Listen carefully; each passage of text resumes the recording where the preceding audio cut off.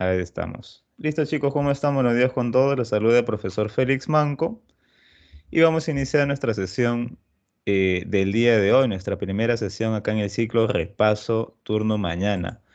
Me comentan que hay chicos que ya han estado con nosotros y otros chicos que son nuevos, así que vamos a trabajarlo como si estuviéramos haciendo un nuevo ciclo, muchachones, ¿no? Porque ya no estamos en el ciclo avanzado. Seguramente algunos ya han estado en un ciclo avanzado acá en Pitágoras, sino que ya estamos en un ciclo de repaso, donde vamos a hacer teoría, una teoría mínima, chiquitita, pero más vamos a atacar las preguntas tipo DECO, tipo examen de admisión. Así que para eso estamos el día de hoy.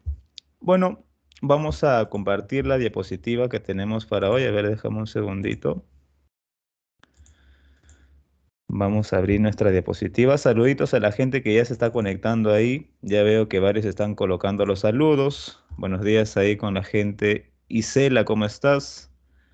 Yanelita también está con nosotros. Buenos días ahí, Víctor, Levi, David, César, Anderson, ¿cómo estás? Grace, Ariana, ¿cómo está? Buenos días, Lucía. Daniel Roberto, ¿cómo estás? Paolo André Urias, ¿cómo estás? César, ahí está César que ya estaba conmigo en otros ciclos. Kareli, ¿cómo estás? Buenos días. Nicole Anayeli, ¿cómo estás? Buenos días. Bien, chicos, vamos a compartir el- la diapositiva que vamos a tener el día de hoy. Y bueno, vamos a empezar con un tema interesante que seguramente también ya lo conoces, pero si no lo conoces, vamos a empezar así de manera general. Pero como les digo, vamos a hacer una teoría bien veloz para luego pasar a la parte práctica. A ver, tú me indicas si puedes ver mi diapositiva, por favor. Me indican si pueden ver mi diapositiva, chicos. Ahí debo salir en una fotito. Ahí está. Y ahora debe decir escuelas y enfoques psicológicos. ¿Sí se ve? Muy bien, sí se ve, me dicen por ahí la gente. David, Jonathan, Gabriela. Muy bien. Buenos días, chicos, con los que se van conectando, con los que recién han ingresado. Y bueno, vamos a iniciar. Como les digo, yo no voy a penetrar a profundidad en la teoría, porque estamos en un ciclo repaso. ¿No? En un ciclo repaso significa que ya hemos pasado verano, anual o básico, intermedio, y en algunos seguramente ya han pasado el avanzado o están entrando del intermedio 3, están entrando a este repaso, ¿no? Y el repaso precisamente sirve para directo ya ir a las preguntas de examen de admisión. Si no, nos hubiéramos matriculado en un veranito, ¿no? Si tú nunca has estado en una academia y es la primera vez que entras a una academia virtual, yo te recomiendo que hagas el cambio, ¿no? De repaso, vayas al veranito. ¿Qué es lo adecuado? ¿Qué es lo que te tocaría, digamos, como ser un estudiante por primera vez? Pero creo que acá ya todos han llevado ciclos anteriormente, así que no me voy a preocupar tanto por eso. Bueno, quiero que me comenten, chicos, por favor. Quiero que me comenten. Acá está, ¿no? ¿Qué significa la palabra psicología, muchachos? A nivel etimológico. Voy a hacer preguntas más que explicar, porque eso ya tú lo sabes, me parece, ¿no? Vamos a recordar más que todo. A ver, ¿qué significa la palabra psicología, muchachones? ¿Qué significa, chicos, la palabra psicología? Vamos, escríbeme en el chat o puedes activar tu micro también. Claro, estudio del alma, ¿no? Tratado del alma o estudio del alma, ¿ya? Estudio, investigación del alma. Muy bien. Pero actualmente la psicología no estudia el alma, ¿no? ¿Cómo podríamos definir actualmente a la psicología? O sea, actualmente, ¿cuáles son los objetos de estudio que tiene la psicología, chicos? Los objetos de estudio de la psicología, ¿cuáles son? Actualmente, claro, como dice David, los procesos mentales y la conducta. Claro, la conducta y la mente, ¿no? La conducta y la mente, muy bien, acá lo tenemos, ¿no? Es una ciencia fáctica social y de la salud que estudia la conducta y los procesos mentales. La conducta, ya sabes, es la acción o reacción que hace un individuo para adaptarse a su entorno, y los procesos mentales son operaciones internas que administran, que gestionan, que procesan información que entra a nuestro cuerpo para luego dar una respuesta. ¿Ya? Hay distintos procesos mentales, como ya lo sabes, ¿sí o no? Podemos dividirlos según su origen: procesos mentales básicos y procesos mentales superiores. Por ejemplo, los básicos los compartimos con los animales, son innatos, son más biológicos, son universales. La sensación, que también lo tienen los animales, la memoria, que también lo tienen los animales, la percepción, la atención, que también lo tienen los animales, el aprendizaje, que también lo tienen los animales, por lo menos el aprendizaje conductual, el condicionamiento clásico, ¿no? Y la emoción, que también lo poseen los animales. Pero hay otros procesos mentales superiores que ya no lo tienen los animales al mismo nivel que el de los hombres, ¿no? Tenemos el pensamiento, la imaginación, la creatividad, los sentimientos, las pasiones, ¿no? Que ya son procesos mentales superiores, ¿no? Pero la división o la clasificación más importante que tú debes acordarte es esta de acá, ¿no?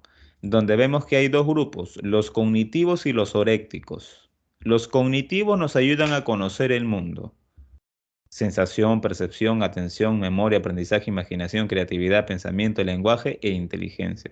Todas ellas nos sirven para conocer el mundo. Y en el caso de los orécticos, estamos hablando de dos tipos. Oréctico significa que vamos a evaluar y vamos a valorar a la vez. O sea, conocemos para valorar, o sea, para apreciarlo o para rechazarlo. ¿Ya?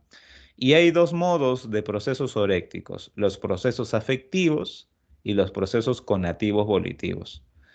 En los afectivos tenemos cuatro, ¿no? Los estados de ánimo, las emociones, los sentimientos y la pasión. Y en los conativos volitivos tenemos dos: conativo es la motivación y volitivo es la voluntad. ¿Ya? Esos son todos los procesos mentales.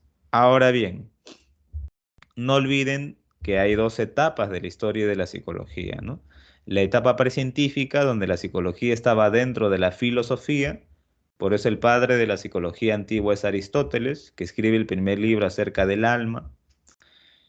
Y de Aristóteles hacia el siglo XIX, especialmente en 1879, termina la etapa precientífica e inicia la etapa científica de la ciencia, con Wilhelm Wundt, siglo XIX, psicólogo alemán. Chicos, ¿qué hizo Wilhelm Wundt en 1879 para que inicie la psicología científica? A ver, coméntame, que tú lo sabes muy bien.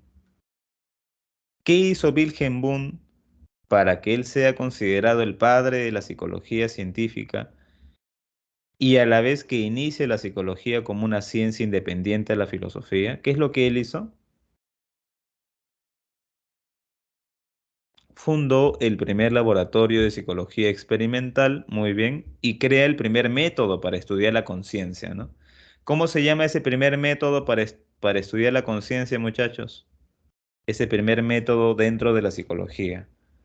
Empieza con intro, ahí está. Muy bien, David, la introspección. La introspección, ¿ya? Entonces son dos etapas: precientífica y científica. En la precientífica podríamos resaltar a estos tres inicialmente: Philip Melanchthon, que es el que construye la palabra psicología como estudio del alma, ella en el siglo XV-XVI. Rudolf Geckel, que dice que la psicología ayuda a vivir bien.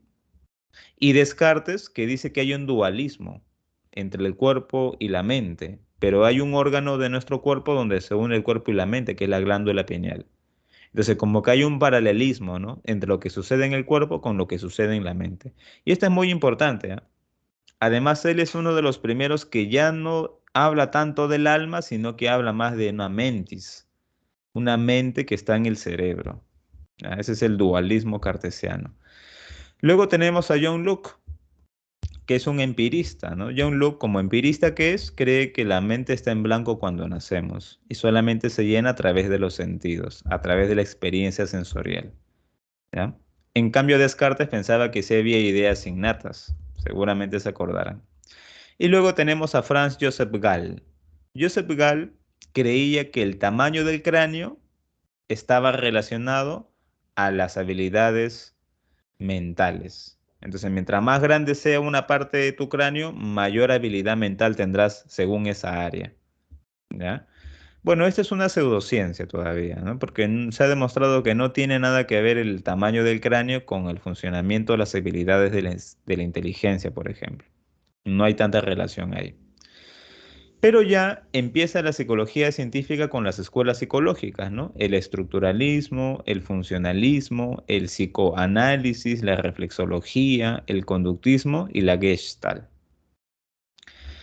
Hay antecedentes, especialmente la de Ernst Weber y la de Gustav Fechner. Ambos estudian la relación entre cuerpo y mente. Lo que ya había iniciado Descartes, ellos lo hacen pero de manera más científica, ¿no? Y aparece la ley de Weber y Fechner.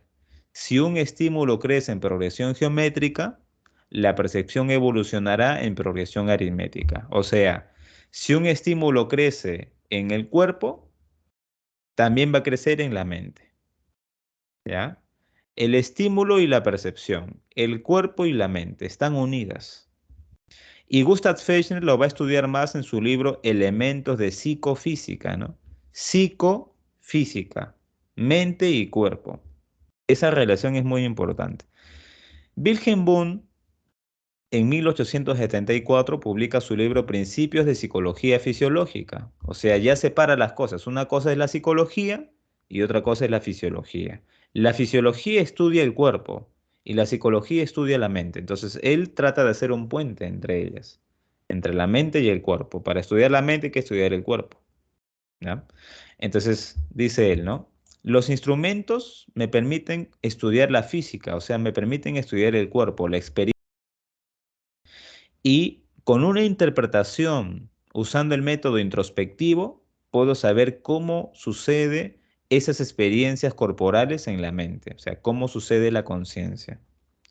Entonces, gracias al estudio psicométrico del cuerpo, puedo evaluar cómo se está dando el proceso consciente en la mente.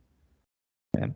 ¿Y esto dónde lo va a llevar a prueba? En su primer laboratorio que él va a crear, en el Laboratorio de Psicología Experimental en Leipzig, en 1879. Y acá tenemos algunos instrumentos, ¿no? Estos instrumentos que están acá sobre la mesa, se colocaba a los médicos que eran discípulos de Wundt y de esa manera podían ver los cambios de su cuerpo y tenían que reconocer a nivel mental. Jonathan dice, profe, psicofísico, claro, psico, mente y físico de cuerpo. Psicofísico, ¿ya? Fechner todavía los ve unidos, psicofísica, pero ya Boone más adelante ya los separa, la psicología aparte y la fisiología aparte. Y con él empieza todas las escuelas psicológicas, ¿no? No olviden que la primera escuela es el estructuralismo. Acá está Wilhelm Wundt y Edward Bradford Titchener, que lleva el estructuralismo a Estados Unidos. Titchener es el que le da el nombre de estructuralismo.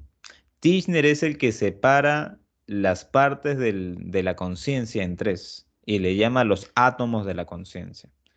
¿Qué es lo que estudian los estructuralistas? La estructura de la conciencia, que se compone de tres partes, tres átomos. Átomos porque ya no se puede dividir más. O sea, la conciencia tiene tres partes. Las sensaciones, los sentimientos y las imágenes. Sensaciones, la sensibilidad. Las imágenes, la percepción. Los sentimientos, los procesos afectivos. Ahí está el inicio de los procesos mentales, como ya te vas dando cuenta, ¿no?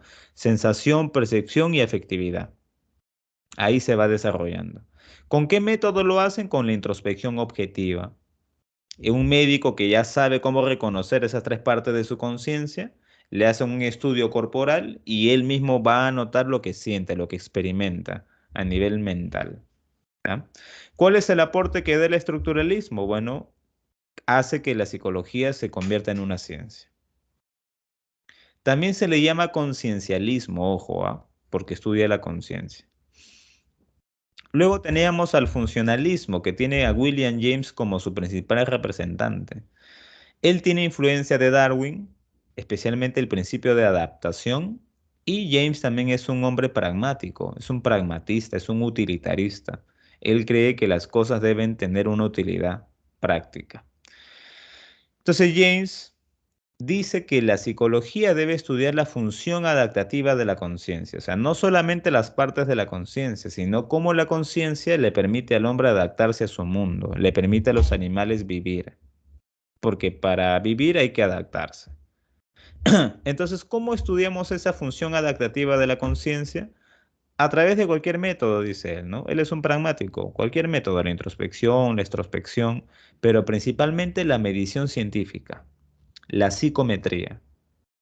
¿Y cómo vamos a medir la inteligencia de la gente? ¿Cómo vamos a medir la propuesta laboral de una persona? ¿Cómo vamos a medir el nivel intelectual de alguien? A través de los test mentales. Entonces, un examen de admisión es un test mental. Un examen laboral es un test mental. Una entrevista laboral es un test mental, ¿no? Entonces, ellos desarrollan los test mentales para aplicárselo a la población.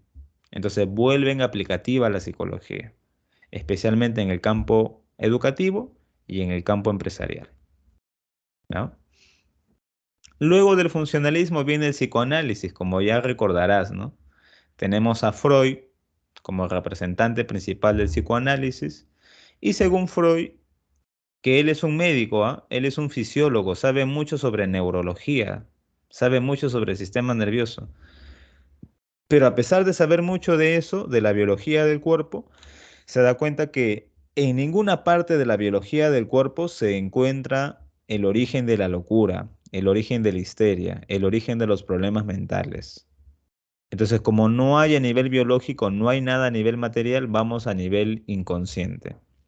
Entonces, a nivel mental, en lo más profundo de la mente, se encuentra el inconsciente, dice Freud. Ese inconsciente es un lugar donde están reunidos todos los instintos sexuales, todos los temores, todos los deseos, todos los traumas. Y de ahí es donde salen las enfermedades mentales, de ahí es donde también sale la creación artística, de ahí sale toda la personalidad, dice Freud. Entonces nosotros debemos penetrar en el inconsciente para conocer lo profundo de la mente humana. Él es como un arqueólogo de la mente, quiere entrar a esas partes más recónditas de nuestra vida y que se han formado especialmente desde la infancia. Entonces, hay traumas infantiles que nos van a perseguir toda la vida y que tenemos que ser conscientes de ella para solucionarlas. ¿Cómo entramos al inconsciente sexual, que está cargado con fuerte impulso sexual? Podemos hacerlo a través de la asociación libre, o sea, conversar con el paciente y anotar todo lo que yo pueda intuir de ese paciente. Esa es asociación libre. Y la interpretación de los sueños, hacer que el paciente escriba sus sueños y luego lo logremos interpretar. ¿Cuál es el aporte que da una teoría de la personalidad? Da una teoría de los trastornos mentales y también da un tratamiento psicoterapéutico a esos trastornos mentales. Y obviamente dentro de la teoría de la sexualidad da su teoría del desarrollo psicosexual. Seguramente has escuchado todos los niveles, según Freud, de este desarrollo psicosexual, ¿no? La etapa oral, la etapa anal, la etapa fálica, la etapa de latencia y la etapa genital. El desarrollo psicosexual.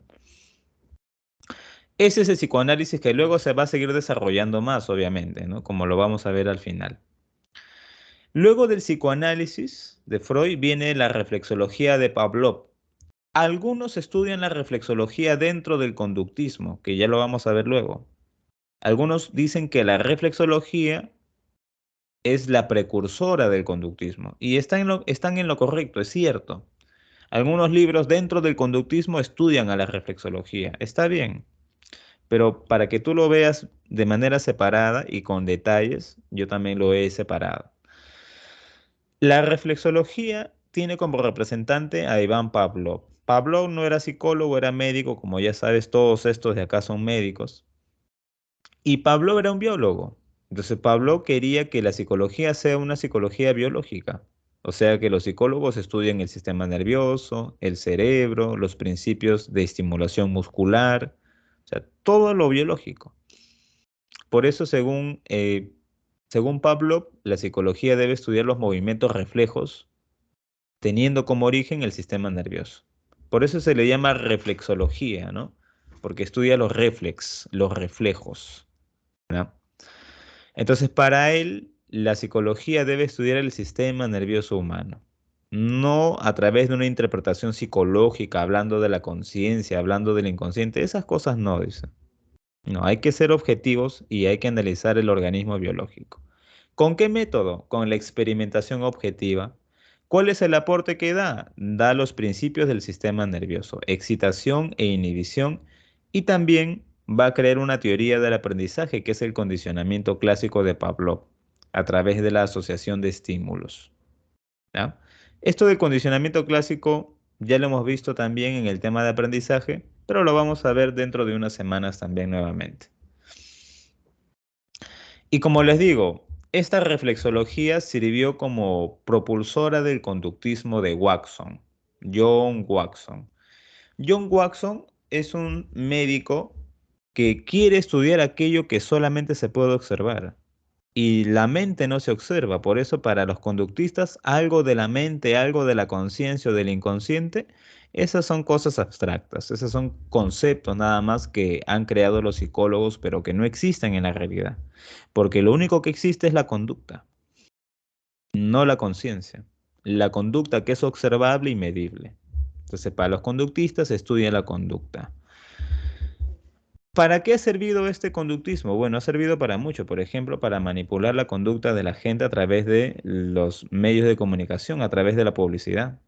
Se te relacionan dos objetos importantes, ¿no? El cigarrillo con una mujer, la asociación de estímulos. O acá, ¿no? La ratita con un sonido fuerte para que tengas miedo a la ratita. O sea, este condicionamiento clásico que lo descubrió Pavlov lo va a desarrollar con mucha más fuerza los conductistas. Y más los neoconductistas como Skinner, por ejemplo. Es muy importante. ¿Con qué método? Con la experimentación objetiva. ¿Cuál es el aporte que da? Mejora el método científico de la psicología, o sea, la vuelve más objetiva. Le da más objetividad a la psicología. Entonces ahí aparece la pelea entre psicoanálisis y conductismo. Porque el conductismo dice que hay que despreciar el psicoanálisis y el inconsciente no se puede ver. ¿Cómo vamos a estudiar el inconsciente que es inobservable? Entonces los conductistas le dicen no al psicoanálisis y los psicoanalistas también le dicen no a a los conductistas. Los psicoanalistas dicen que los conductistas ven a los seres humanos como animalitos que se pueden manipular.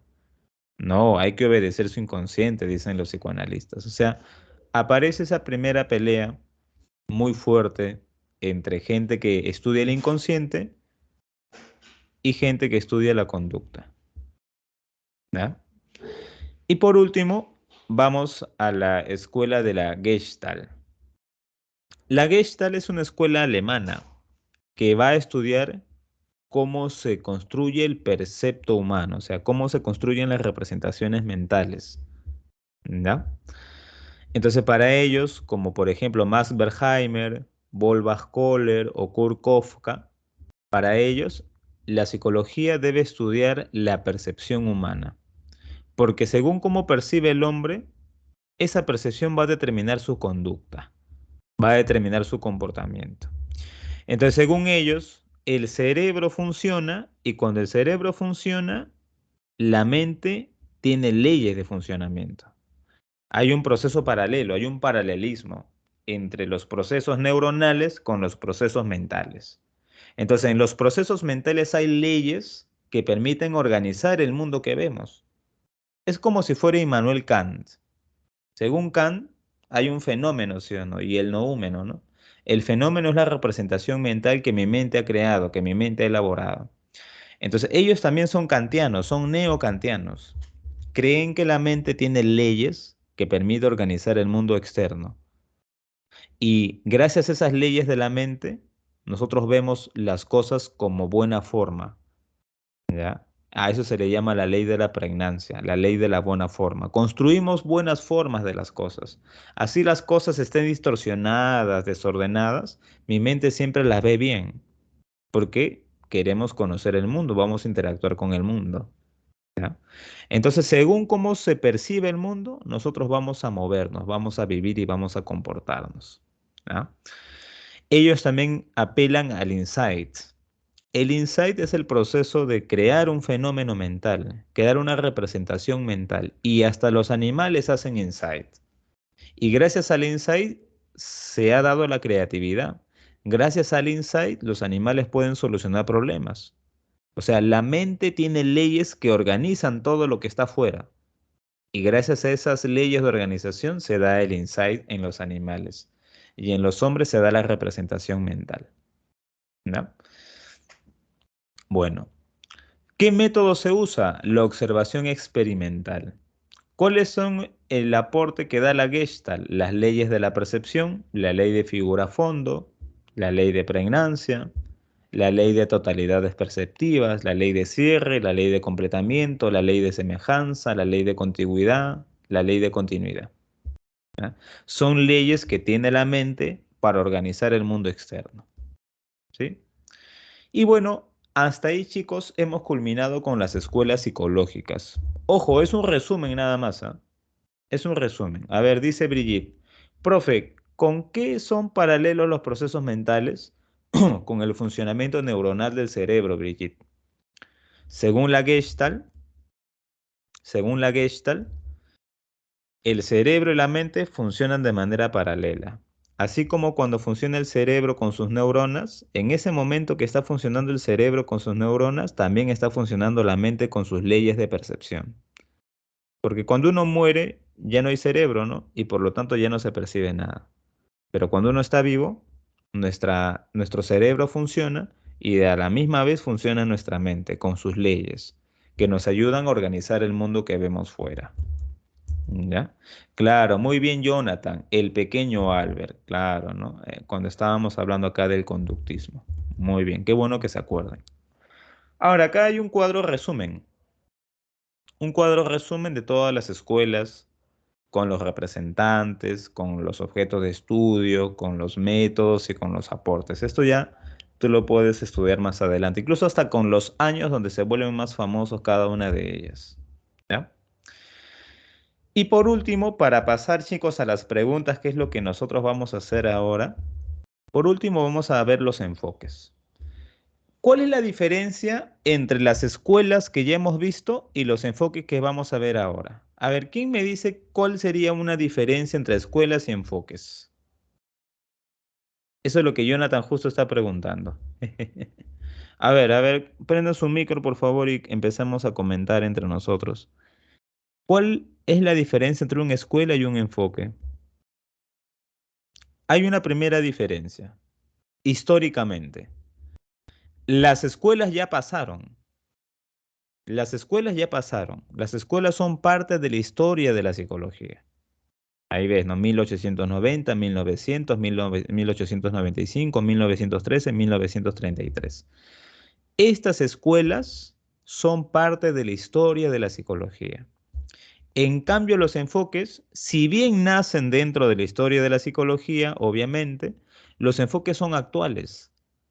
Los enfoques son teorías que los psicólogos usan en la actualidad para tratar a sus pacientes.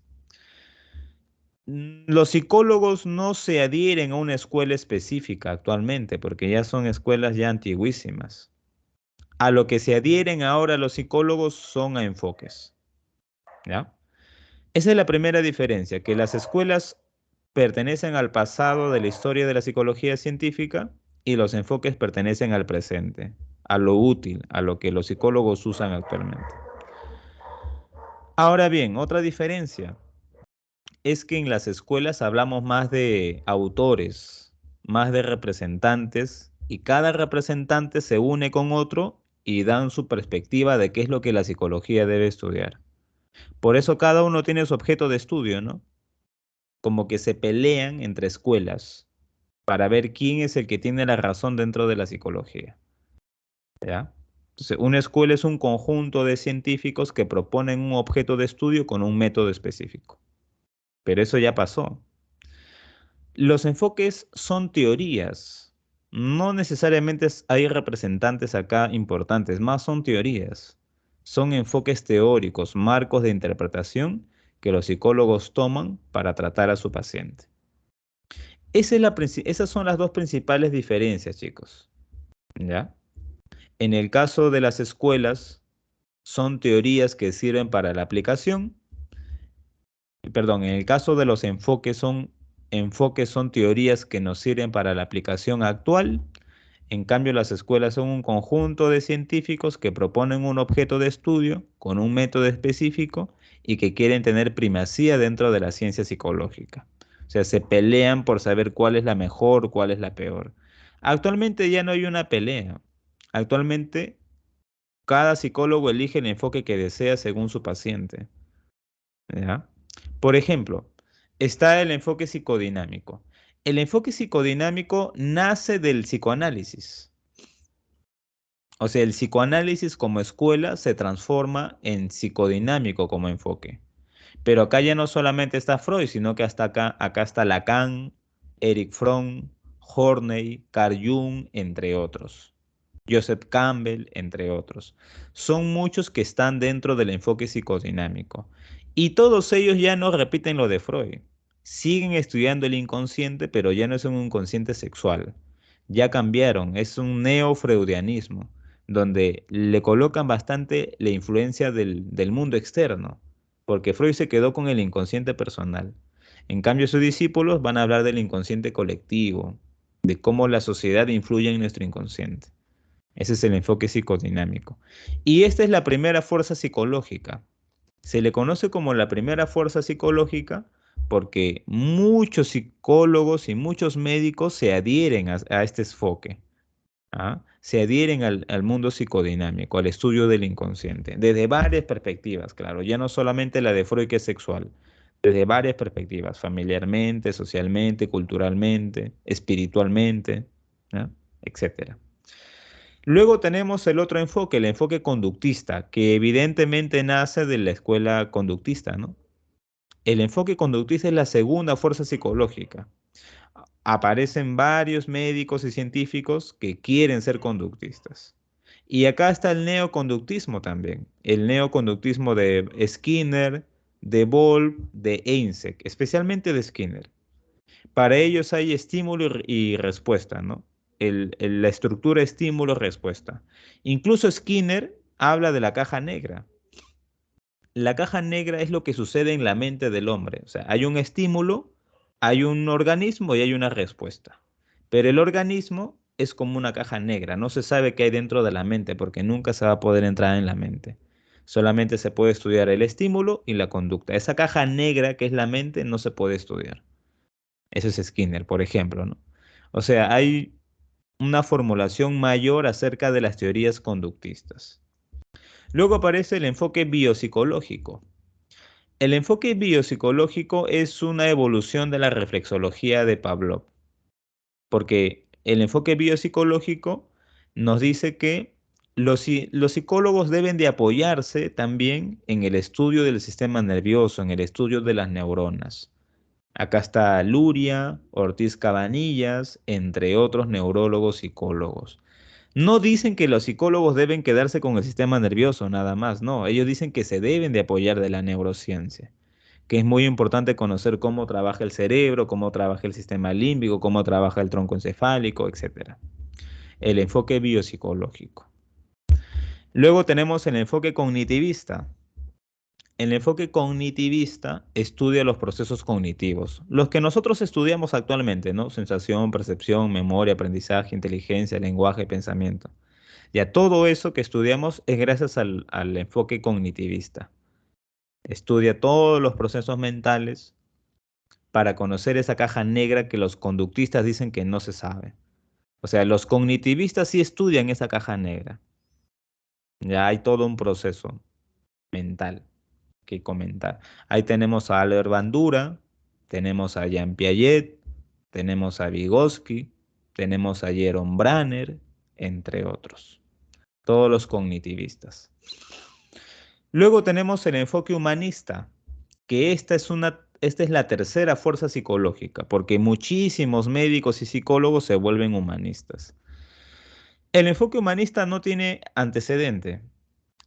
Tiene antecedente un poquito del psicoanálisis con una mezcla de cognitivismo, con una mezcla de conductismo. O sea, es una mezcla, pero en verdad es original el enfoque humanista.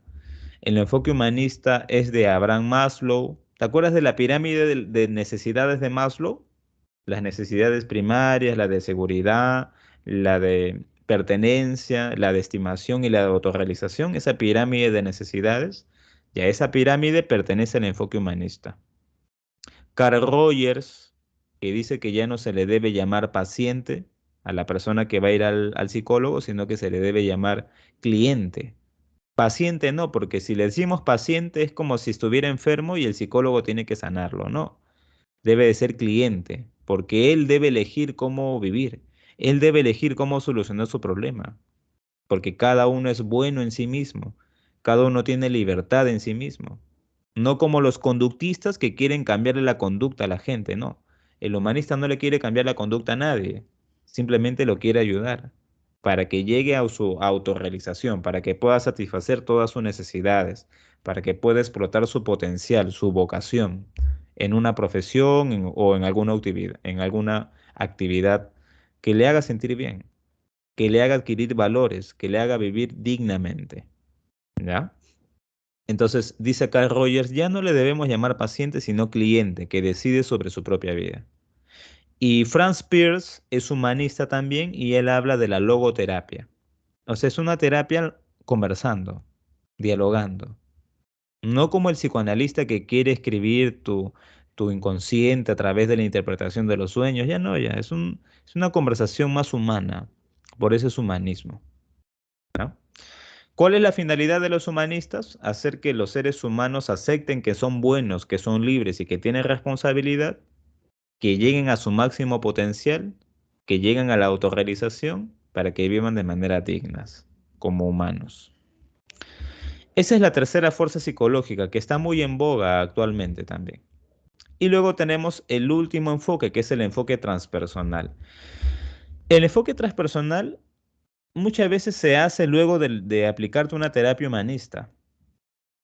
Porque el enfoque transpersonal ya se da cuando uno está relativamente bien y ya quiere expandirse al mundo espiritual. Entonces ahí se usan elementos como el yoga, como el análisis de los sueños, pero a nivel de religioso, el éxtasis, las experiencias místicas, el conocimiento cósmico, ¿no? O sea, ya es una manera de unir tu persona con el cosmos, con el mundo, con alguna religión, con la religión budista, con la religión cristiana, con la astrología, ¿ya? O sea, es un enfoque muy espiritual, que actualmente está muy en boga, está de moda en algunos países de Europa, ¿no? Ahí tienes como representante a Abraham Maslow también, a Stanislav Grof, a Ken Wilber, entre otros, ¿ya? Bueno, estos son los enfoques que se usan ahora. ¿Cuál es el que se usa ahora? ¿Cuál es el clásico que se usa? El clásico es una mezcla entre conductista y cognitivista. Se le llama el enfoque conductista cognitivista o o cognitivista conductual o cognitivo conductual. Ese es el enfoque más usado, el cognitivo conductual, que une el estudio de la mente con el estudio de la conducta. Lo básico, ¿no? Y otro muy usado es mezclar esa con el humanismo, el enfoque cognitivo-conductual humanista.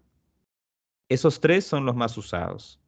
El enfoque psicodinámico ha perdido peso porque ahora más peso tiene el transpersonal, que es más espiritual y todo lo demás. El enfoque biopsicológico se usa siempre, pero ya cuando el psicólogo quiere saber algo del cerebro, ¿no? Quiere saber cómo está el cerebro de su cliente, de su paciente.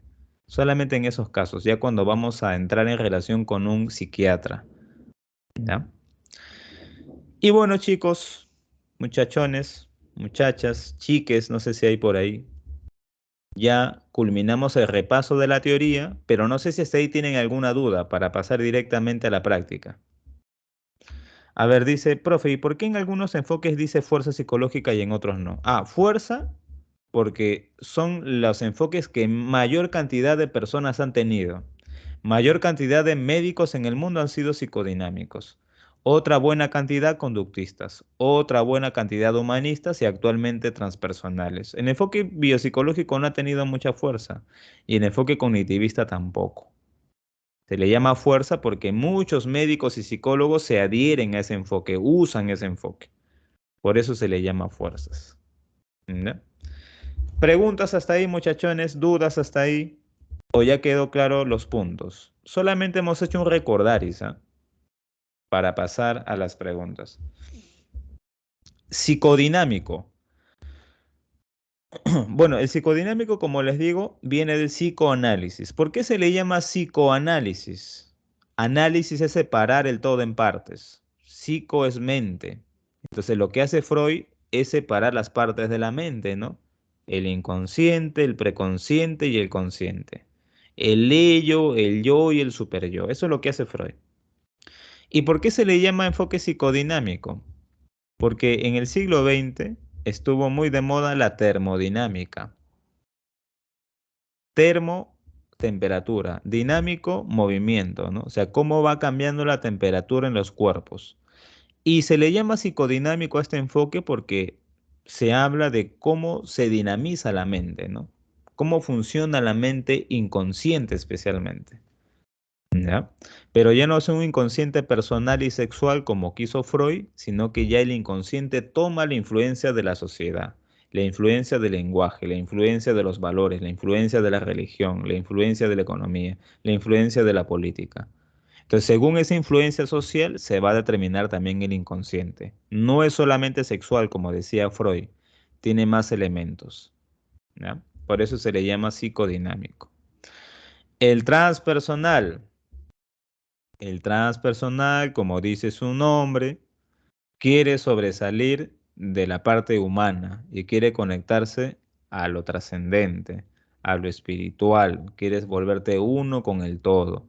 Y por eso ahí se usan los métodos antiguos de las religiones más espirituales, ¿no? El budismo con el yoga, el- los trances chamánicos como en Grecia, como en religiones como la Amazonía, por ejemplo, ¿no? Prácticas mitológicas, herramientas más espirituales, ¿ya? Pero te lo coloco ahí para que te enteres. Esto no viene en el enfoque transpersonal difícil que ven en el examen de admisión. Yo te lo pongo para que veas que hay un enfoque nuevo que es la cuarta fuerza psicológica. Pero el transpersonal difícilmente va a venir. Dice, o sea, profe, es decir que el primero se enfoca en cómo la sociedad nos influye, en cómo la sociedad construye el inconsciente, no cómo la sociedad nos influye, cómo la sociedad influye en el inconsciente. Brigitte dice, el cognitivo conductual y cuál era el otro súper practicado, el humanista. El humanista. Jonathan dice, ¿eso es anticientífico? No, Jonathan, es más bien lo último de la ciencia psicológica. La ciencia psicológica se ha dado cuenta que los ejercicios espirituales de las religiones antiguas calman a la gente como si fueran terapias. O sea, ¿qué, profe? Orar, meditar, es como si hiciera una terapia. Exactamente. O sea, creer en dioses y practicar rituales es como hacer terapia. Exactamente. Eso es lo que se está descubriendo actualmente. Pero es lo último, es lo último, lo último. ¿No? Profe, ¿cuál es más probable que venga en los de los seis en un examen de admisión? Los seis, no hay una probabilidad. Los seis tienes que estudiarlo. Ujú. Muy bien, ahora sí, si ya quedó claro, chicos, vamos a verlo en las preguntitas. Ya llegó el momento de practicar. Pero ¿hay alguna otra pregunta más a nivel teórico para pasar a la práctica, chicos? Profe, la uno la 6 dice Debbie. Ya Debbie ya está ya resolviendo la práctica. Muy bien, ¿ah? A ver, vamos a abrir la práctica. Que ya lo tienes en tu intranet, por favor. Ingresa al intranet, ingresa a la clase de hoy y ahí está tu materialcito. ¿Ya? Entonces, ahora sí, vayamos a nuestra práctica. Voy a compartirte el PDF y empezamos a trabajar. A verlo. Number one dice, según la ciencia psicológica marque verdadero o falso los siguientes enunciados. A ver, la raíz semántica del término psicología refiere al estudio del cerebro, verdadero o falso. Esta sería falsa, ¿no? No es estudio del cerebro, es el estudio del alma. 2. En su definición científica se resaltan dos enfoques psicológicos, el conductismo y el psicoanálisis. ¿Verdadero o falso? Falsa, porque sí se resalta el conductismo cuando dice que la psicología estudia la conducta, pero cuando dice que la psicología estudia la mente, no es psicoanálisis. Para que sea la mente debe ser cognitivista, ¿sí o no? Así que la segunda sería falsa por esto. Si hubiera dicho cognitivo, enfoque conductista y enfoque cognitivo, ahí sí. Claro, la conducta y la mente, pero como dice el psicoanálisis, no. Es el inconsciente. 3. La etología. Chicos, ¿qué es la etología? Etología. La etología es el estudio del comportamiento de los animales, o sea, de las conductas animales, de las conductas. Entonces, es el conductismo el que usa la etología animal. Dice, la etología animal, especialmente de primates, se relaciona con un objeto de estudio de la psicología humana, la conducta verdadera, ¿no? Esta 3 sería verdadera, ¿ya? Y 4. El enfoque cognitivo profundiza en la gestión mental de la información que recibe el animal humano, facilitando la respuesta conductual. Verdadera también, ¿no? Verdadera.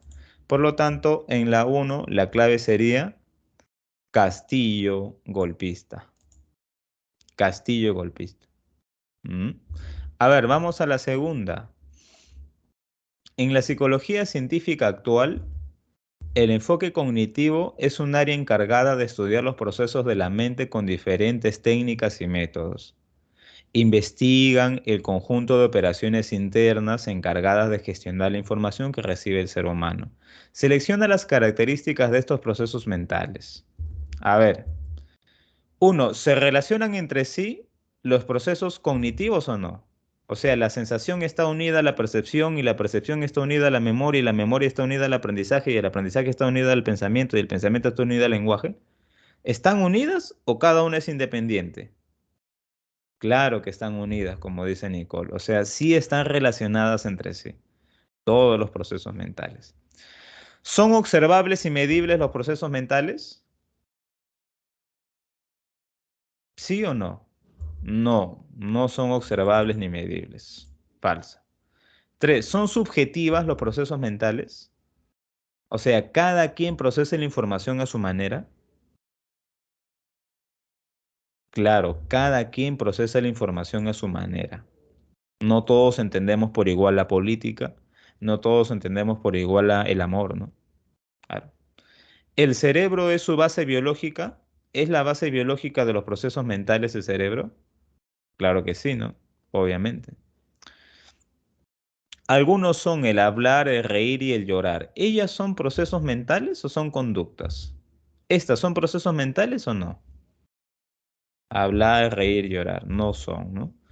Por lo tanto, vamos a tachar estas. Entonces, la clave tiene que reunir a la 1, a la 3 y a la 4. 1, 3 y 4, la A. Por lo tanto, en la segunda la clave es amorcito. A ver, vamos a la 3. ¿Qué dice en la 3?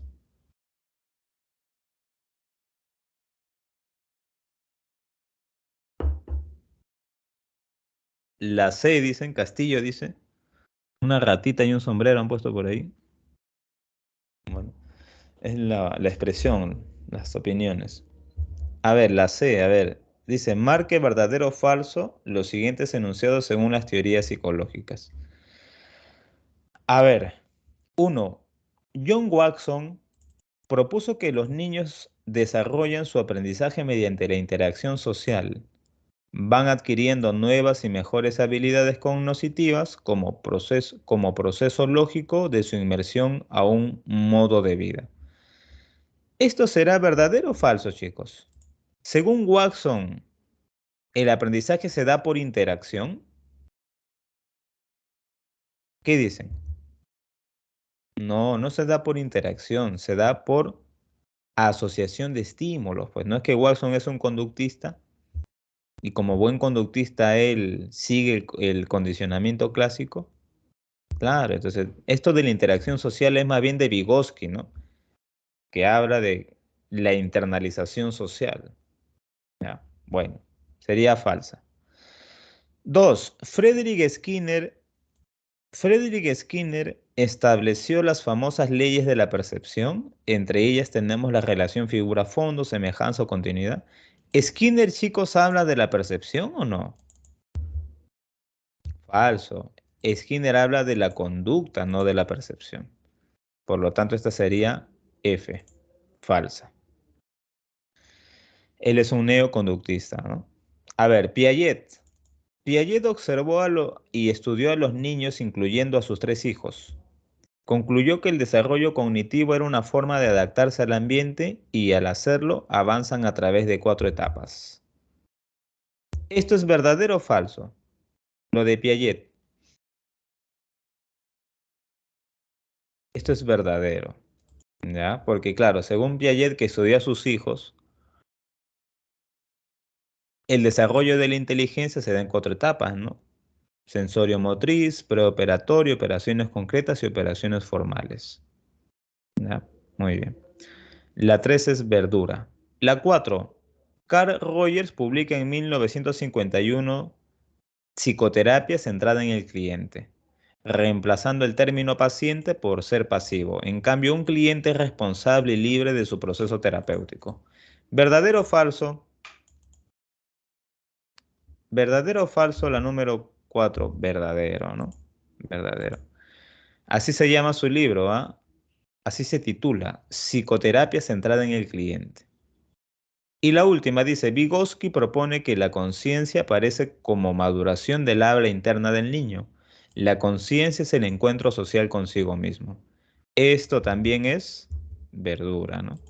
Por lo tanto, en la 3 la clave sería FFBBB. O sea, la clave, como dijeron por ahí, es Castillo, ¿no?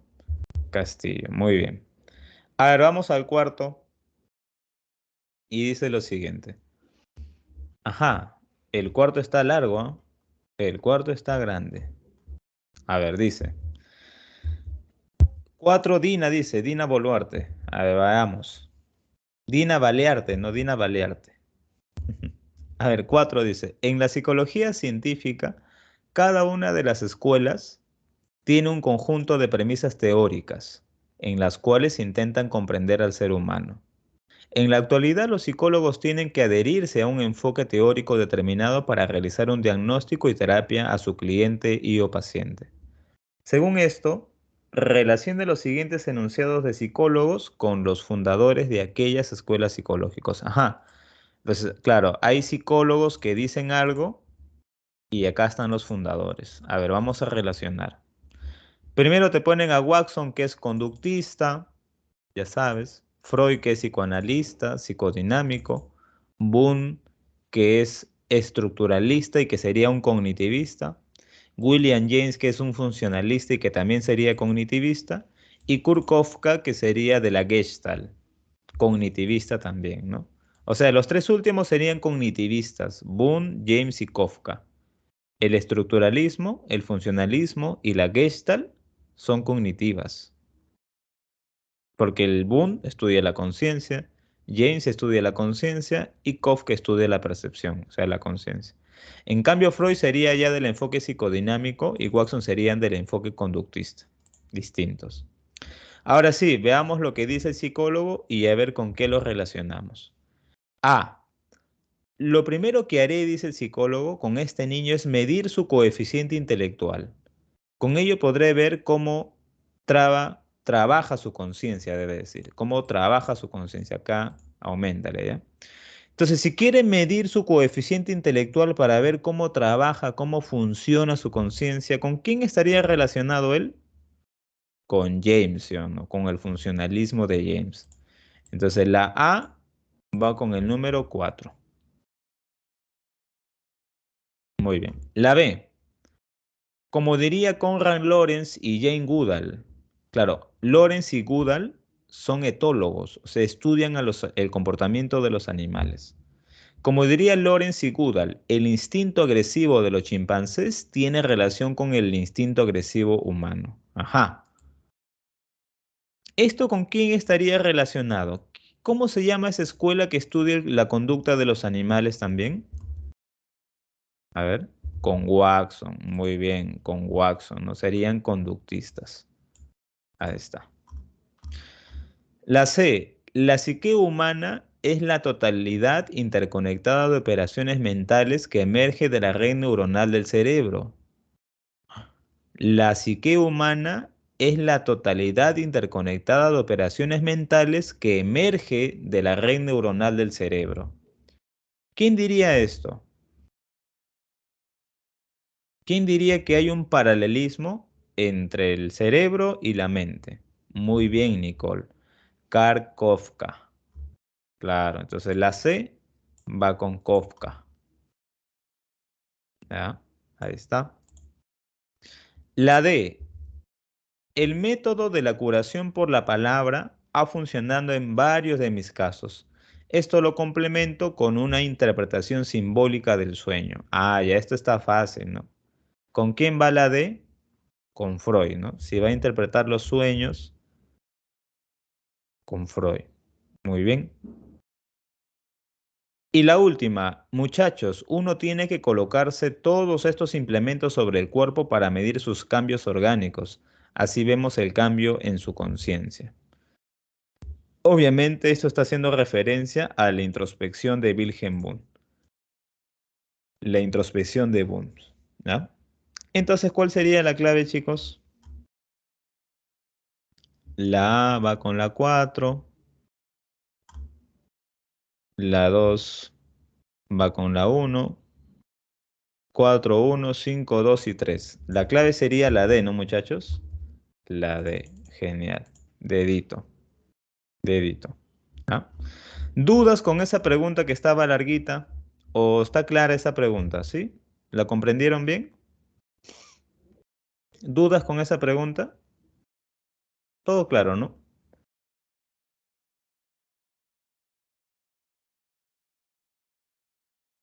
Muy bien. Vamos a las 6, a las 5. A ver, otro largo, dice. Relacione los enfoques psicológicos actuales con sus respectivos objetos de estudio y problemas. Y te colocan los enfoques biopsicológico, psicodinámico, humanista, conductista y cognitivista. A ver, A. ¿Cómo se origina la conducta a partir de los impulsos y los conflictos inconscientes? ¿Cómo se pueden explicar los trastornos de la personalidad en función de los impulsos sexuales y agresivos? Actualmente revela la influencia de los factores socioculturales en la génesis de los trastornos psíquicos. ¿Cómo se llama ese enfoque, chicos, que habla del inconsciente? El enfoque psicodinámico, ¿no? Entonces, la A iría acá. Acá pongan letra A. No puedo escribir por acá, pero pongan ahí letra A.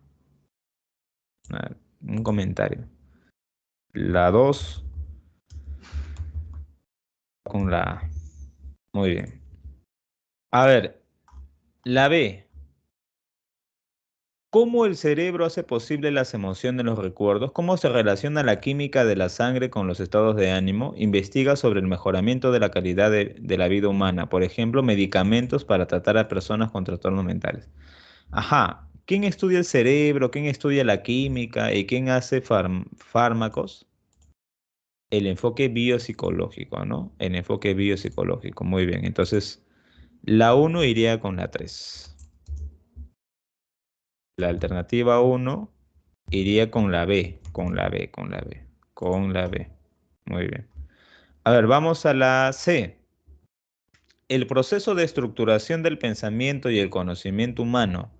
¿Cómo codificamos, procesamos, almacenamos y recuperamos la información? ¿Cómo utilizamos la información para recordar y resolver problemas? Ya, estos son procesos cogni- cognitivos, ¿no? Entonces, cognitivista, ¿no? Trataría acá. El 5 iría con la C. 5 con la C. A ver, la D. ¿Cómo aprendemos respuestas observables? ¿Cuál es la forma más eficaz de modificar nuestra conducta? Por ejemplo, para eliminar la conducta de fumar, podríamos retirar los reforzadores que la mantienen. Ujú. Ese es el enfoque conductista, ¿no? 4 con la D. 4 con dedo. Ahí está. Y nos faltaría la 3 nada más. A ver, ¿qué dice la 3? Postula tomar conciencia sobre la experiencia y el potencial humano, la autorrealización, la actitud hacia sí mismo, la adopción de valores vitales, sobre la base de que el hombre tiene capacidad de libre albedrío, libertad y responsabilidad. Ay, ese es el humanista. 3 con la E. Por lo tanto, ¿cuál sería la clave, chicos? ¿Cuál sería la clave? 1B, 2A, 3E, 4D y 5C. La clave sería Congreso. Congreso, dicen por ahí. Cachimbo, dicen por ahí. Cachimbo. Castillo, dicen por ahí. Bueno, cachimbo. Muy bien. O chimbo también, chimbo. Algunos ya, no, profe, yo soy chimbo, chimbombo, dicen. Bueno, ya cada uno su opción, tiene su opción. Bueno, vayamos a la pregunta 6. Ya dice, relaciona a los teóricos de las escuelas psicológicas con su respectivo objeto de estudio. Ya ese está fácil, ¿ah? A ver, hazlo tú. Está fácil.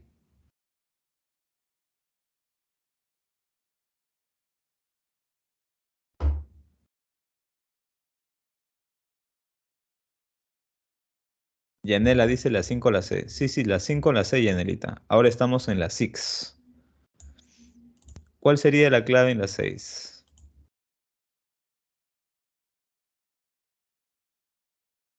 A ver, dice, James, ¿con quién iría?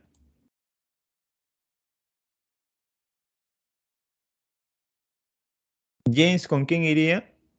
Con la adaptación de la conciencia. A con 3. Watson, ¿con quién iría? Con la conducta observable. Pablo, ¿con quién iría? Con la 1, con los reflejos y nervios. Y Tishner iría con los átomos de la conciencia. Por lo tanto, la clave, ¿cuál sería? ¿Cuál sería la clave, chicos? Hay 3. Esta de acá. La B, ¿no? La B. Muy bien. ¿La B o no la B? La B. Está lento tu internet, Yanelita. Uy. ¿Qué internet tienes, Yanelita? Cámbiate a Vitel o a Win. Porque Claro y Movistar ya como que están quedando de lado. Win es la voz, ¿sí o no? Yo tengo Win. Cobra más barato y es mucho más rápido. Bueno. A ver, vayamos a la siguiente. Está fácil, la 7. A ver, la 7 que está muy papayita. Hazla por favor tú solo, la 7.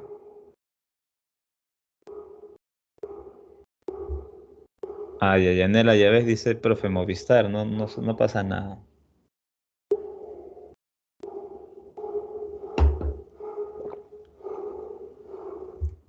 La 7 Choristar dice, a ver, a partir de la segunda mitad del siglo XIX, el aumento de los conocimientos sobre la anatomía cerebral hicieron que los procesos mentales se entendieran en mayor medida como consecuencia de en, en X, Wilhelm Wundt fundó el primer laboratorio de psicología tal, donde se combinarían los conocimientos de distintas ramas de la ciencia. Ya claro, la clave ¿cuál sería entonces? La C, ¿no? La C. ¿Ya? 7 Castillo. ¿Ya? 8. A ver, relacionen entre enfoques y casos presentados. A ver, ustedes mismos, por favor, ustedes mismos, háganlo. Jonathan dice, profe Cachimbo, dice. A ver, denle tiempo a sus amiguitos también.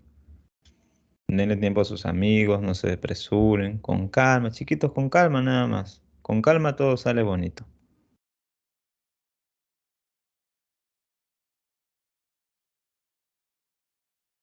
Ah, el enfoque de James lo podríamos meter en el cognitivista, Brigitte. Podría estar dentro del cognitivista. ¿Ya? Si intentamos ponerla en un enfoque, sería dentro del cognitivista. Ok, Yanelita, no te preocupes. ¿Cuál sería la clave en la 8? A ver, dice, Andrea al ver una película que le conmueve quiere saber cuál es el área de su cerebro que interviene al experimentar dichas emociones, y ese sería el biopsicológico. 1C. 2. Camilo investiga sobre cómo modificar la conducta de un trabajador que llega ya. Si quiere modificar la conducta, conductista. 2B. Y 3. Lázaro se interesa en saber cómo estimular el pensamiento crítico para mejorar el aprendizaje cognitivista. Entonces acá en la 8 la clave es Castillo. Congreso. Congreso. A ver, vamos a la 9. Relación de los casos presentados con las escuelas psicológicas que corresponde. A ver, relaciona, por favor. Relacionemos. Relacionemos, chicos, por favor. Vamos.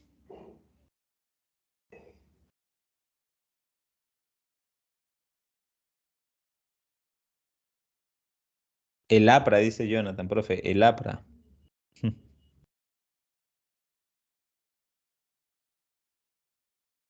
Ya.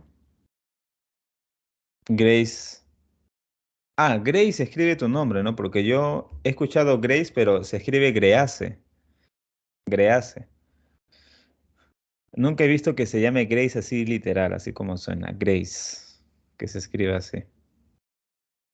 Bueno. Todos entonces han marcado la A. Muy bien. A ver, veamos. Veamos. A ver, el psicólogo Alberto le indica que analizarán sus traumas infantiles para buscar la razón de su inhibición social. Ya si habla de traumas infantiles, psico- psicoanalítico. Ivana observa y anota la cantidad de ocasiones que su hijo al enojarse patea sus juguetes durante el día. Ah, observa y anota la conducta. Conductista. Conductista. Y 3. Sergio, un ferviente creyente, ve la imagen de un santo en un muro en el que los demás solo ven una mancha difusa. Ah, esa es la Gestalt, ¿no? La Gestalt. Entonces, ¿la clave cuál sería?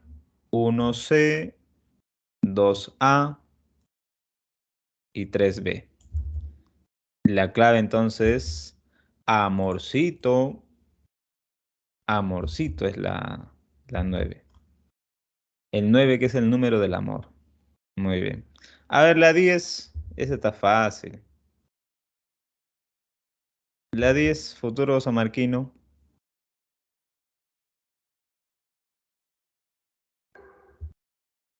Para mejorar la limpieza de un parque se coloca una máquina para que las personas al dejar las heces de sus perros obtengan de forma gratuita concretas para sus mascotas. Claro, o sea, se le está dando un refuerza. ¿Cómo se le llama eso? A eso de darte la galleta, ¿cómo se le llama? Refuerza, reforzamiento, ¿ya? Para que lo vuelvas a hacer, reforzamiento. Te refuerzo algo, te doy un premio para que lo vuelvas a hacer, te doy un premio para que lo vuelvas a hacer. Muy bien, condicionamiento clásico. Pero, claro, condicionamiento clásico, reforzamiento, ¿ya? Entonces la clave en la 10 sería bebita, bebita. Ahora vamos a la 11. Señale lo correcto respecto al periodo de la psicología científica. Ajá. ¿Cuál será lo correcto? Lo verdadero. A ver. Los trabajos de Bohm sobre sensaciones y percepciones tuvo notable influencia de los estudios fisiológicos anteriores. Surge y se convierte en ciencia de laboratorio. Claro, todas las anteriores, ¿no? Todas son verdaderas. A ver, vamos a la 12. Diana fue voluntaria en una investigación experimental en la cual se midió sus manifestaciones fisiológicas de ansiedad y sus tiempos de reacción mientras veía unas imágenes aterradoras, y a continuación le realizaron algunas preguntas sobre esta experiencia.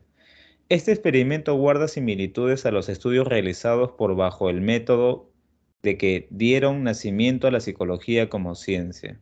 Ajá, ¿cuál será ese método y quién es el representante? El señor Wilhelm Wundt, muy bien, con el método de la introspección experimental. Es muy parecido a lo que se hacía en esos años, ¿no? 13. Estudioso que resaltó el significado del enfoque biológico utilitario de la psicología y planteó la pregunta ¿para qué?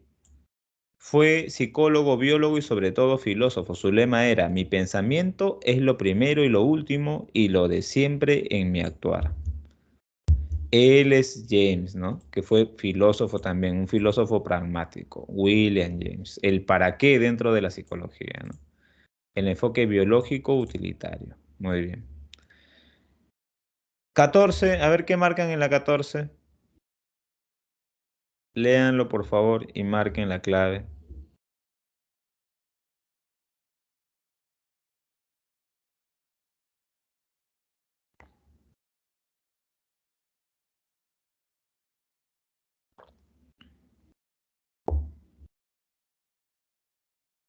A ver qué marcarían ahí en la 14, chicos. Solamente veo que responden unos 5 nada más y los demás somos 60 casi.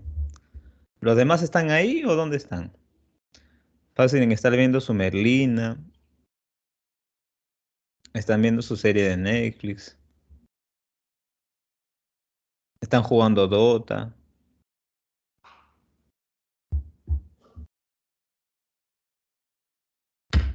Bueno,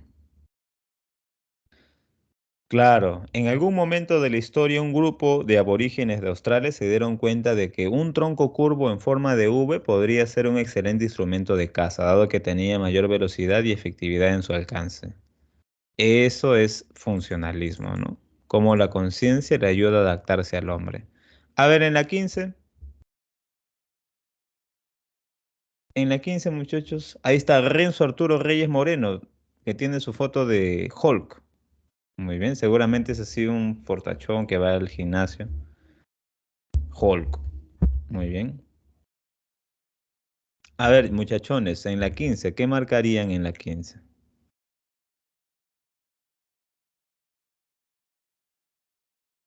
A ver, ¿qué dicen?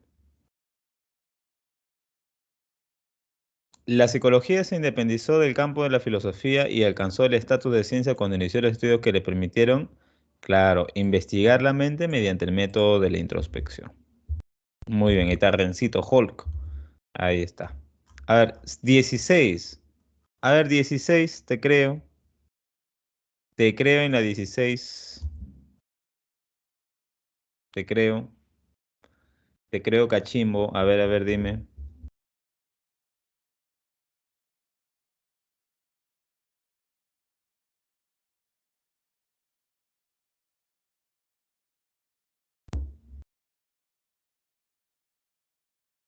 La B. ¿Por qué la B, ah?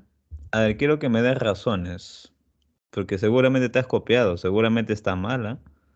¿Por qué la B? ¿Por qué psicoanalítica y conductistas?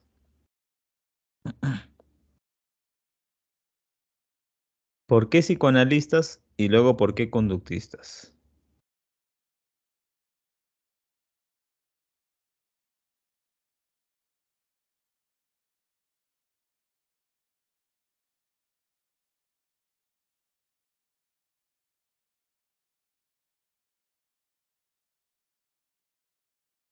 David dice, conductista porque dice explicar el comportamiento humano a través de métodos empíricos. Ya, muy bien, muy bien. ¿Y por qué psicoanalistas, psicoanalítica?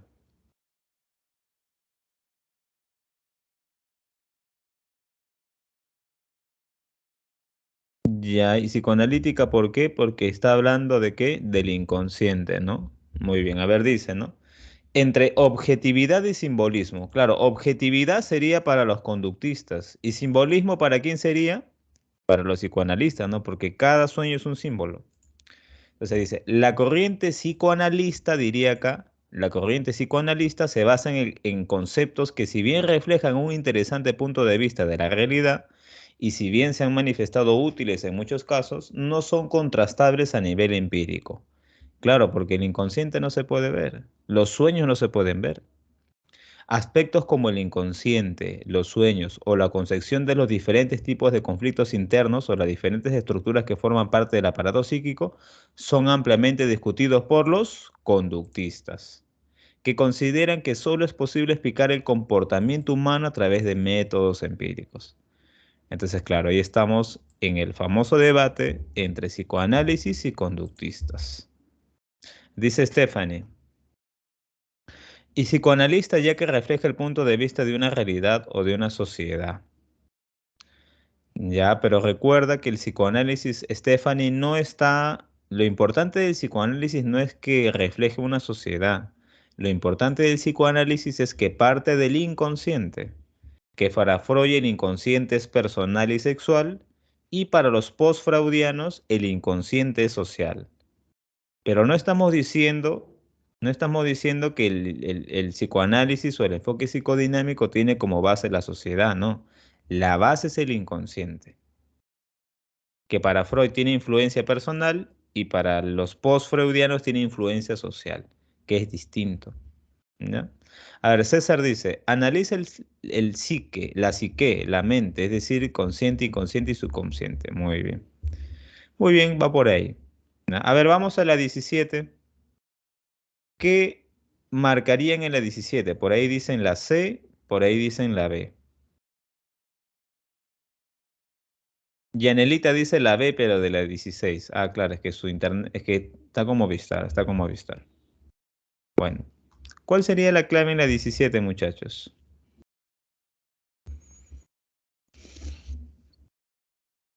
Vamos.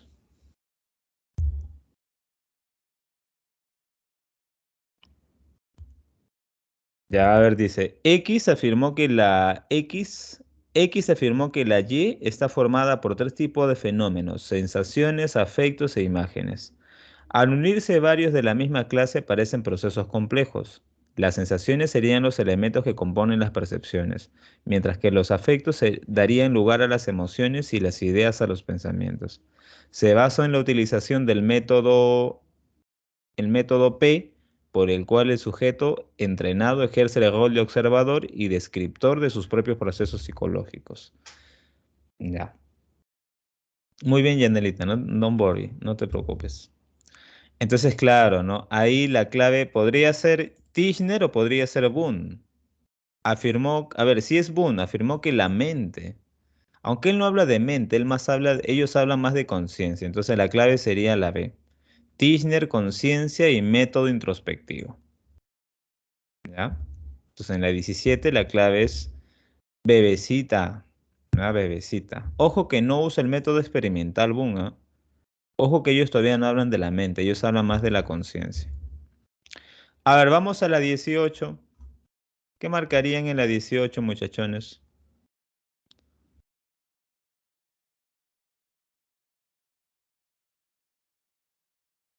Psicólogo norteamericano no reduccionista por excelencia, empirista radical, manifestaba que la vida es un proceso de adaptación. Todo lo que hacemos lo hacemos en el sentido de una mejor adaptación. Ese personaje fue William James, funcionalista. 19. A ver, en la 19, ¿qué marcaría, muchachas? Vamos.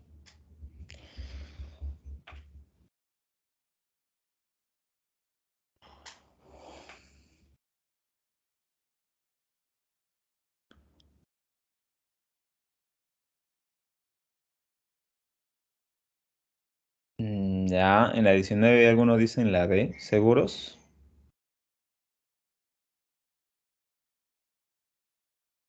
¿Sí? Muy bien. A ver, dice.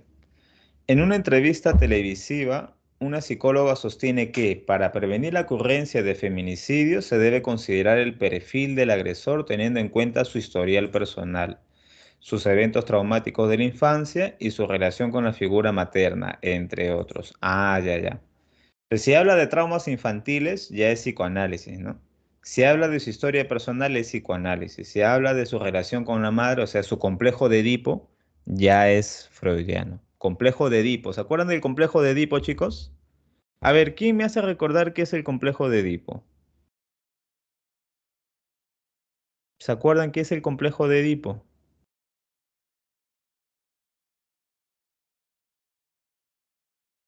Acercamiento hacia la madre. Del norte, dice. No. Complejo de Edipo es la relación que hay entre cuando el niño se enamora de la madre. No, no es amor, es deseo sexual, Jonathan. Porque el niño, ¿cómo se va a enamorar de la madre? No, es deseo. El niño tiene deseo sexual de la madre. No se enamora, no se enamora, hay un deseo sexual. Pero el niño no es que desee penetrar a la madre, el niño quiere chuparle las tetas a la madre, o sea, los pezones a la madre. Eso quiere hacer. Quiere estar con su madre, ser abrazado por la madre, oler la piel de la madre y chuparle los pezones. Eso es complejo de Edipo. Esa necesidad que tiene el niño hacia con su madre es una necesidad biológica. ¿Ya? Ojo, ¿ah? Entonces, Rencito, por ejemplo, Rencito. Rencito cuando es niño, él nació y para que deje de llorar, la mamá lo pone en su pezón. Y ahí Rencito empezó a mamar y ya está tranquilo Renzo. Pasa unas horas, lo alejamos a Renzo y Renzo empieza a llorar, a llorar, a llorar. "Guau, guau, guau, guau". Y para que no llore, ven acá la tetita. Ya no llora ya. Y eso va a quedar por varios años. O sea, se forma un apego, un enlace entre el niño y la madre. Entonces César tiene un añito, un año y medio, pero va a querer seguir tomando teta. Va a tener 2 años y va a querer seguir tomando teta. Va a tener 3 años y va a querer seguir tomando tetita. Mm. Hasta que la mamá le da el biberón, pero al comienzo no quiere biberón. No lo quiere biberón. Él quiere la teta. Él quiere a la mami, quiere abrazar a la mami. Entonces, de niño, 3, 4 años, ya aparece el complejo de Edipo. 4 años. El niño desea a la madre, o sea, desea acercarse a la madre, estar con ella, olerla. Y si se puede, seguir succionando sus pezones. ¿Ya? Eso de ahí se va a quedar en el inconsciente guardado. Si tu mamá te ha tratado bien, como a Rencito que le daba tetita cada rato cuando Rencito estaba incómodo, cuando estaba inquieto, ya la tetita. Entonces Renzo ha tenido una buena relación con su madre. Y si sucede eso, entonces Renzo cuando sea adulto va a buscar una enamorada que se parezca psicológicamente a su madre. ¿Ya? Que se parezca psicológicamente a su madre. O sea, si su madre es tranquila, pasiva, educada, Renzo también va a querer una chica tranquila, sumisa, educada. Pero si su madre ha sido habladora, bullera, fiestera, así, él también va a querer a alguien así. Pero si su madre no le ha dado teta, más bien se ponía ají. Porque hay una Ya, señora oye, que se vale. ponen ají, ¿no? Ya, La señora que se ponen ají ya, en el flaco. pezón. No sé, Sandrito de repente que está con su micro prendido. La mamá de Sandrito se coloca ahí ají en el pezón. Pucha, para que Sandro ya no mame, porque le gusta mamar. Y ya pues ya, Sandrito mete la boca al pezón, ya le pica, llora, llora. Otro día la mamá nuevamente, ají. Sandrito chupa, ya no quiere ya. Entonces ahí se forma ya no una relación positiva con la madre, una relación negativa con la madre. Mm. Entonces Sandrito, cuando sea adulto, no va a buscar a alguien como la mente de su madre, sino que va a buscar de repente lo contrario. Lo contrario. ¿Ya? Ojo, ¿ah? ¿Y qué sucede ahí? Cuando hay complejo de Edipo, o sea, cuando el niño está íntimamente relacionado con la madre, ¿quién aparece a quitarle a la mami al niño? Chicos, ¿quién aparece cuando el niño está mamando la tetita? Con la madre, ¿quién aparece para quitarle a la madre? El papá. Entonces el niño desea sexualmente a la madre y odia al padre. ¿Por qué? Porque el padre le quita a la madre, pues. El padre llega y dice, amor, me toca a mí, ¿ah? Me toca a mí. Seguramente también quiere su tetita. Y le quita, ¿no? Y lo deja al niñito solo, llorando en su cuna, y el papá se va con la mamá a su cuartito. ¿Ven? Ese complejo de Edipo, el deseo hacia la madre y el odio hacia el padre. Y lo mismo sucede con las niñas. Se le llama complejo de Electra. Las niñas, claro, no van a chuparle nada a su padre, pero sí quieren estar con su padre, quieren jugar con el padre, quieren ser cargadas por el padre, especialmente Capachún, Caballito, que jueguen con su papá. Además, los padres adoran a las chicas, a las niñitas. Y si son sus hijas más, son como sus reinas, como sus princesas. Entonces las niñitas se sienten muy a gusto con los padres y no tanto con la madre. La madre le castiga, el papá nunca le castiga. La madre sí le castiga, le pega, pero el papá nunca va a pegar a su hija, ¿no? Entonces la niña con el padre lo desea, lo huele al padre, como animalitos que somos, no lo desean, y odia a la madre también. Le tiene recelo a la madre, le tiene recelo a la madre. ¿Ya? Entonces, si la niña ha tenido una buena relación con el padre, la niña va a buscar a un joven cuando sea adulta, va a buscar un joven que se parezca psicológicamente a su padre. Pero si no se ha llevado bien con su padre de niña, ella va a buscar a alguien que no se parezca tanto a su padre. A menos que esa niña tenga una mente trastornada también, ¿no? Entonces, si su padre le pegaba a su madre, ella también va a buscar a alguien que le pegue a ella. Pero eso es inconsciente, por eso es psicoanálisis, ¿no? Eso es inconsciente, uno no se da cuenta de eso, pero lo hacemos inconscientemente, buscamos a una persona así. Ese es el complejo de Electra, ¿ya? Entonces, entonces, eso es lo que estamos sabiendo ahora. ¿Por qué la psicóloga dice que hay que ver la relación del criminal, de los criminales feminicidas con la relación de la madre? Porque de repente no ha tenido una buena relación con su madre. De repente este asesino de mujeres no tuvo mami, o sea, nunca tuvo una teta. Y si tuvo una teta, la mamá le pegaba, se ponía ají, le pegaba, no, teta no, y de repente que no estuvo a gusto con su madre. Entonces ese resentimiento se guarda en contra de las mujeres y ya cuando es adulto ya quiere insultar a las mujeres, quiere pegar a las mujeres, quiere usar a las mujeres a su antojo. ¿Ya? El ego y el superyo, eso lo explicamos en el tema de personalidad, Jonathan. Eso es más complejo, tengo que poner la imagen del iceberg, ¿no? Eso ya lo vemos más adelante. Pero acá, como dicen muy bien ustedes, es el enfoque psicodinámico. El enfoque psicodinámico. Y por último, chicos, para irnos, la pregunta 20 dice, escuela que le permite a la psicología adquirir un mayor grado de cientificidad.